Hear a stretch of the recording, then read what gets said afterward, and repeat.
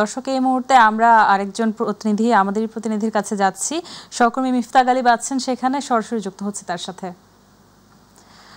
গালিব, ভোটের ব্যাপারে কি খবর আছে আপনার কাছে, জানাবেন আমাদের।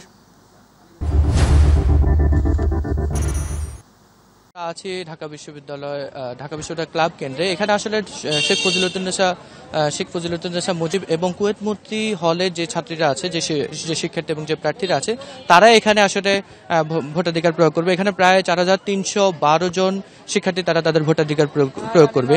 তো এখানে আপনি আশেপাশে দেখতে পাচ্ছেন যে অসংখ্য ছাত্রছাত্রী, অসংখ্য স্টুডেন্ট, আসলে অসংখ্য প্রার্থীরা এখানে আছে। প্রার্থীরা তারা তাদের কথা বলছে এবং শিক্ষার্থীরা তারা তাদের ভোটাধিকার প্রয়োগের জন্য তারা বিভিন্ন দিক থেকে ছুটে এসেছেন। আমরা কিছুক্ষণ আগে প্রশাসনের সাথে কথা বলেছি। প্রশাসন আমাকে জানিয়েছে যে এখন পর্যন্ত অ্যাপ্রক্সিমেটলি 70 থেকে 72% মতো ভোট কাউন্ট হয়ে গিয়েছে। এছাড়াও আরো শিক্ষার্থীরা আসলে আসছেন বিভিন্ন জায়গা থেকে, আবাসিক অনাবাসিক ছাত্রীরা আসছেন, এসে তারা এখানে তাদের ভোটাধিকার প্রয়োগ করছেন।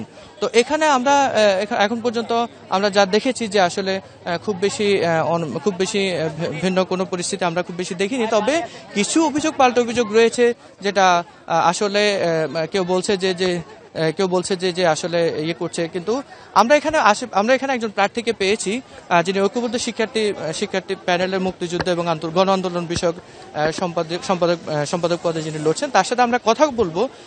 তার থেকে আমরা জানতে চাইবো যে আসলে যে এই যে পাল্টা অভিযোগ আসলে ছাত্রদল অভিযোগ করছে, আসলে ঐক্যবদ্ধ শিক্ষার্থী জোটের অভিযোগ। আপনারা আসলে কি দেখছেন সার্বিক পরিস্থিতি? আপনারা যেহেতু বিভিন্ন জায়গায় গিয়েছেন, আপনারা আসলে কি দেখছেন? আমরা যেটা দেখতে পেয়েছি সেটা হচ্ছে শিক্ষার্থীরা উৎসব মুখর পরিবেশে ভোট দিচ্ছে, সকলে স্বতঃস্ফূর্ত অংশগ্রহণ এবং সবাই অনেক হ্যাপি। তো কিছু মহলের এটা চেষ্টা থাকেই যে তারা সবসময় সব জায়গায় যে গ্যাঞ্জাম করতে চাওয়ার একটা প্রবণতা দেখতে পাচ্ছি। তো এক্সপেকটেশন যে শিক্ষার্থীরা তো সেসব প্রতিহত করছে। যখনই টিএসসিতে আমরা দেখতে পেয়েছি ঝামেলা বাঁধানোর চেষ্টা করার সাথে সাথেই সাধারণ শিক্ষার্থীরাই পাশ থেকে সেটার প্রতিবাদ জানিয়েছে এবং আমরা আশাবাদী যে প্রশাসন এই ব্যাপারে যথোপযুক্ত ব্যবস্থা নিবে। বাকিটুকু সার্বিক সবকিছু দেখে শুনে তারপর বলতে পারবো যে আসলে কি হয়েছে না হয়েছে। আমরা আরেকটু দেখেছি যে বিভিন্ন কেন্দ্রে আচরণবিধি লঙ্ঘনের আসলে অভিযোগ উঠেছে। ছাত্রদল পাল্টা আপনাদেরকে অভিযোগ দিয়েছে, আবার শিবির তাদেরকে অভিযোগ দিয়েছে। আপনি আসলে সার্বিক পরিস্থিতি কি দেখেছেন? আমি যেটা দেখতে পেয়েছি, আচরণবিধি আসলে অনেকে মানছে, অনেকে মানছে না, আবার অনেকে না মানতে দেখে বাকিরাও ভাঙছে। তো ব্যাপার হচ্ছে যে আচরণবিধি আসলে কেউই পড়ে নাই, যেটা আমি বুঝতে পারছি। আসলে কেউই সেভাবে পড়ে নাই, কিন্তু সেখানে লেখা ছিল 100 মিটারের মধ্যে আসলে এসব প্রচারণা কার্ড বা অন্য কিছু বিলি করা যাবে না। তো অনেকে সেটা ভেঙে দেখতে পাচ্ছি প্রচারণা করছে। বাকিটা তো দেখা যাক প্রশাসন কি ব্যবস্থা নেয়। প্রশাসনের কাছে 2-1 জন যারা কেন্দ্রের মধ্যে যারা আচরণবিধি লঙ্ঘন করেছে তাদেরকে গ্রেপ্তারের জন্য আমাদের পক্ষ থেকে দাবি জানানো হয়েছে। এখন প্রশাসন যে ব্যবস্থা নেয়।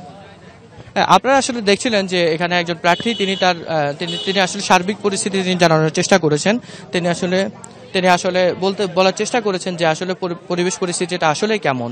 তো সব মিলিয়ে আসলে এখানকার যে ভোটাররা এখন পর্যন্ত আসলে এই কেন্দ্রে, বিশেষ করে ঢাকা বিশ্ববিদ্যালয় ক্লাব কেন্দ্রে 2-1টি আচরণবিধি লঙ্ঘনের বাহিরে খুব বেশি কিছু হচ্ছেন। তবে এখানে স্টুডেন্টের বাহিরে আসলে খুব বেশি বহিরাগত বা এসব কিছু বহিরাগত কিছু দেখা যাচ্ছে আসলে, যারা স্টুডেন্টের বাইরে গিয়ে যারা ইয়ে করছে। তো এখানে আপনি এখনো দেখছেন যে আশেপাশে প্রচন্ড ভিড়, গণমাধ্যমগুলো আছে, আইনশৃঙ্খলা বাহিনী তারা তাদের জায়গা থেকে যথেষ্ট শক্ত অবস্থানে আছে। তো এই ছিল ঢাকা বিশ্ববিদ্যালয় ক্লাবের সর্বশেষ পরিস্থিতি। জি গালিব, আপনাকে ধন্যবাদ।